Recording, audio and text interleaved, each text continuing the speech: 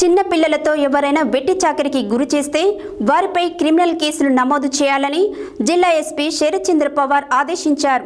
నల్గొండ జిల్లా పోలీస్ కార్యాలయంలో ఏర్పాటు చేసిన ఆపరేషన్ ముష్కాన్ 10 కార్యక్రమంలో జిల్లా ఎస్పీ శరత్చంద్ర పవార్ పాల్గొని మాట్లాడారు.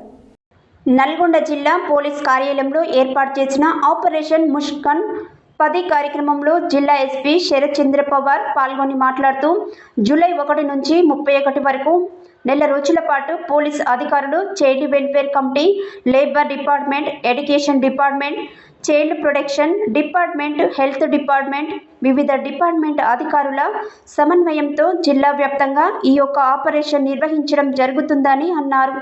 18 సంవత్సరాలలోపు తప్పిపోయిన, వదిలివేయబడిన వివిధ రకాల బాల కార్మికులు కిరాణా షాపులలో, మెకానిక్ షాపులలో, హోటళ్లలో, వివిధ కంపెనీలలో పనిచేస్తూ మరియు రోడ్డుపై భిక్షాటన చేస్తున్న పిల్లలు బాల కార్మికులుగా ఉన్నట్లయితే అలాంటి వారిని గుర్తించి తల్లిదండ్రులకు కౌన్సిలింగ్ ఇచ్చి వారికి అప్పగించడం లేదా స్టేట్ హోమ్కు పంపించడం జరుగుతుందని అన్నారు.